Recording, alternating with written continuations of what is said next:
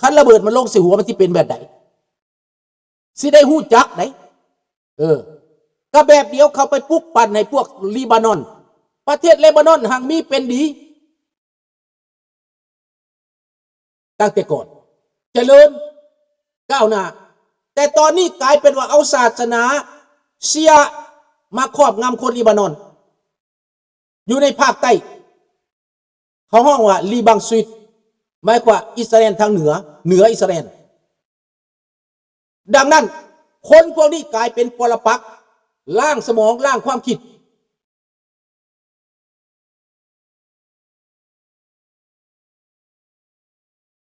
อันนั้นกะแมนฟิลิปท่านสักุยาสักุอันวอเตอร์เกตนะมันเป็นเหตุที่เขาวางแผนใส่ดอกอันนั้นแต่ว่าเขาต่อต้านมันนานตั้งแต่ต้นเขาต่อต้านมาก่อนนั่นแล้วมันสร้างเงื่อนไขดอกอันวอเตอร์เกตนะดังนั้นแหละพี่น้องมันล่มลงถอนออกมาจากเวียดนามกับเป็นเขาต้านพอแห้งแล้วแม่นคนเวียดนามมาคือกันกับเฮามาอยู่นี่นะคือคนลาวอยู่เมืองฝรั่งเคลื่อนไหวหั่นน่ะคือคนอิสลามในฝรั่งเศสเขาเคลื่อนไหวน่ะรัฐบาลก็ย่านเขารัฐบาลเดโมแครตแต่ก่อนเนี่ยย่านพวกอิสลามในอเมริกาโดนัลด์ทรัมป์บ่ย่านโดนัลด์ทรัมป์เคลื่อนไหวเพื่อคนอิสลามในอเมริกาแต่เคลื่อนไหวเพื่อคนอิสลามเสรีได้ผู้ใดเป็นอิสลามที่เข้าข้างพวกอิหร่านนะเห็นบอกไปขายอาวุธนะเขาก็จับเห็นบอกเขาจับดังนั้นโดนัลด์ทรัมป์จึงถูกนิยมจากคนอิหร่านพ้นทะเลคนมุสลิมที่ต่อสู้เพื่อเสรีภาพนี่นะนั่นแต่รัฐบาลก่อนๆย่านพวกนี้ต่อต้านแต่ในตอนนี้รัฐบาลโดนัลด์ทรัมป์บ่ได้ถือพวกมุสลิมในอเมริกาต่อต้านไหนมุสลิมในอเมริกานิยมโดนัลด์ทรัมป์พวกอิหร่านมุสลิมอิหร่านคันมุสลิมอิหร่านนิยมแล้วแปลว่าจังไดเห็นบ่แปลว่าจังไดให้เจ้าคิดเบิ่งเรื่องของมันสบายดี JX นี่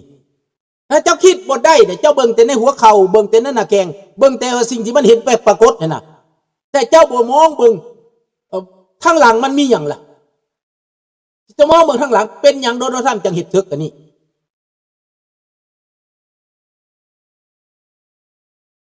ถ้าเขาบ่เฮ็ดตัวนี้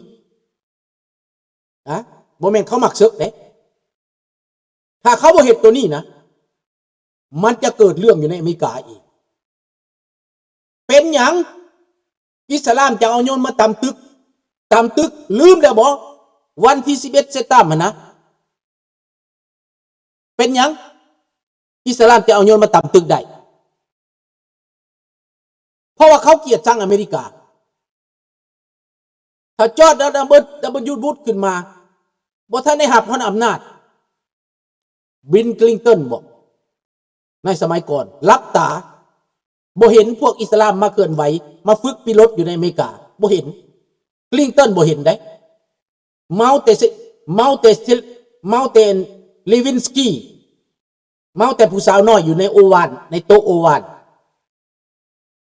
เลขาเมาแต่เลขาบ่เห็นดังนั้นมันจึงวางเอาโยนไปตามตึกเห็นบ่อันนี้แหละพี่น้องให้พี่น้องเข้าใจว่าย้อนเจ้าโบได้เห็นย้อนเจ้าโบได้เข้าใจ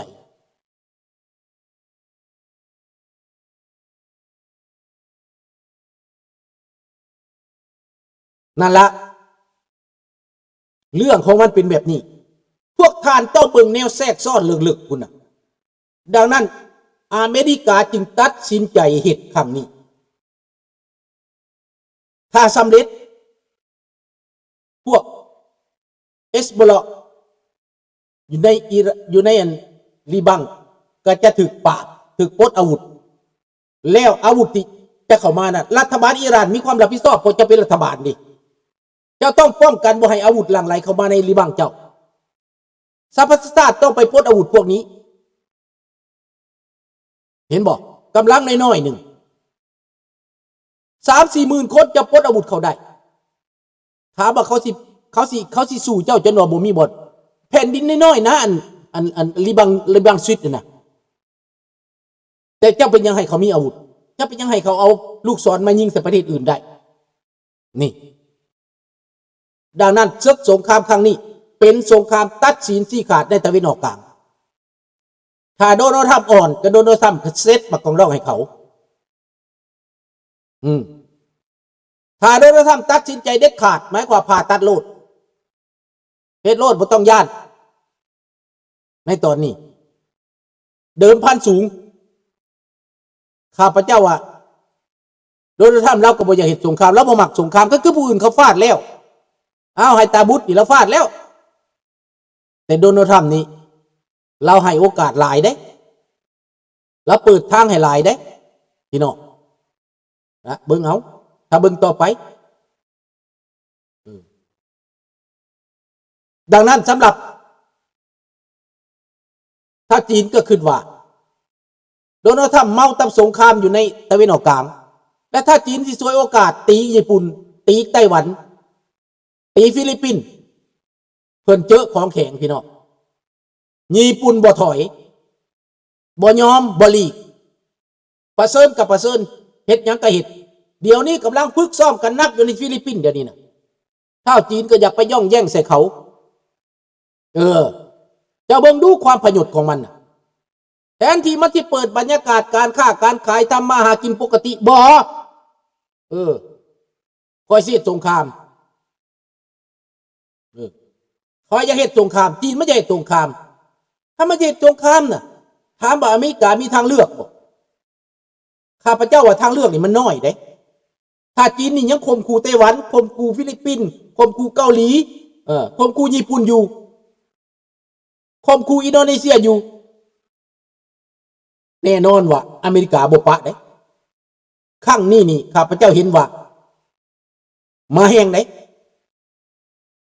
สงครามนี่ครั้งนี้นะคันเฮาสิได้กลับลาวเตาขึ้นบ้านเกิดเมืองนอนก็เป็นสาเหตุเรื่องนี้แหละสาเหตุที่ว่ามหาอำนาจนานาชาติเขาไปนี่แหละอย่าลืมเด้อประเทศลิทัวเนียน้อยๆลาตเวียลิทัวเนียประเทศน้อยๆพลเมืองบ่ถึง 2-3 ล้านคนแต่เป็นหยังเขาได้เป็นประเทศได้ย้อนเหตุการณ์ของโลกลาวเฮาสิเป็นประชาธิปไตยได้บ่ถ้าลาวเฮาเว้ากันมันได้สื่อสารกันให้มันได้ในตอนนี้เฮาก็เป็นได้เหมือนกันบ่จำเป็นได้ลบประเทศเหล่านั้นเขาก็บ่ได้ลบแต่เหตุการณ์ของโลกมันพาเป็นพาไป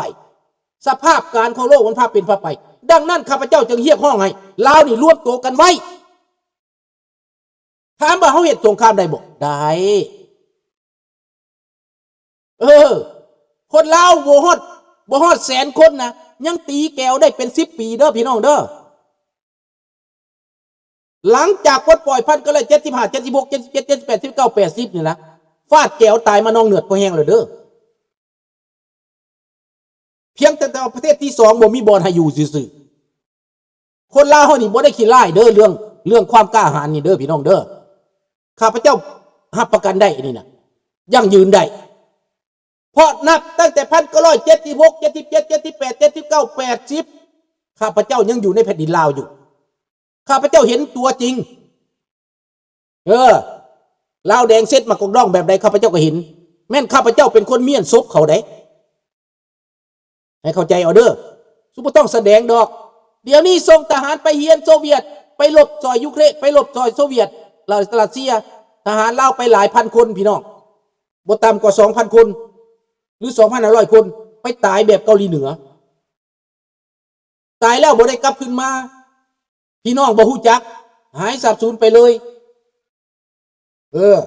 ข้าพเจ้าเว้าแล้วมันเป็นความจริงมีจริงและพวกนี้นะไปเฮียนมาแล้วสิเอาลัทธิแบบนี้มานะลัทธิเผด็จการมานี่ย้อนหยังย้อนบักทองลุนย้อนบักสอนไสพวกผีปอบพวกผีตายหาตายหุงอันนี้นะเห็นบ่ล่ะ มันเหตุในประเทศลาวต้องเป็นแบบนี้เหตุในคนลาวต้องพิษกันแล้วมันเอาต่างชาติมาครองประเทศอันนี้ว่ามันปลดปล่อยพวกท่านคือว่าพวกบักต้องลุ้นบักซอนไซนี่ปลดปล่อยชาติว่าพวกเจ้าเอาสมองส่วนใดคิดพี่น้องเล่าลูกหลานเล่าในประเทศที่เกิดมาอย่ารุ่นที่บ่จักความน่ะที่บูจักที่จักแดนนี่นะพวกเจ้าเป็นคนหรือเป็นสัตว์ขั้นปลดปล่อยน่ะมันต้องเป็นคนเล่าได้หับผลประโยชน์มันโมเมนต์เจ็กมันโมเมนต์แก้วนั่งเลมนาดมันก็ต้องเป็นคนเล่ามันโมเมนต์เจ็กเป็นแก้วอันนี้มันโมเมนต์ปลดปล่อยมันเป็นดึงประเทศดึงชาติตัวเองเข้าไปเป็นทาส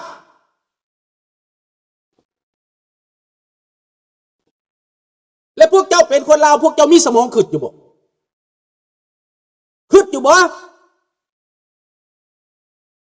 นายกก็เป็นแก้วประธานประเทศก็เป็นแก้วนายทหารก็เป็นแก้วบัดกลุ่มรัฐบาลมีแต่แก้วมีอำนาจคนลาวเป็นหุ่นสืด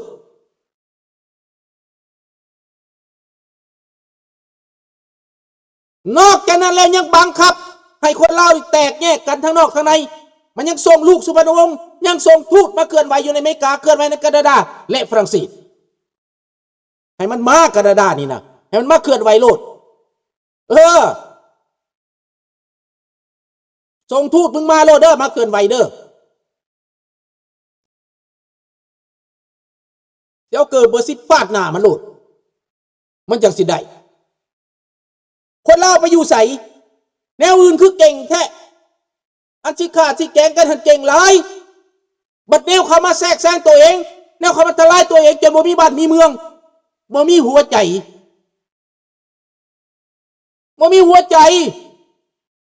ทำตาบ่ฮู้ทำตาบ่เห็นทำตาย่านทำตาเงียบทำตาอยากหนีทำตาบ่อยากเส้นหน้าคันเว้าเรื่องบ้านเรื่องเมืองไปวับ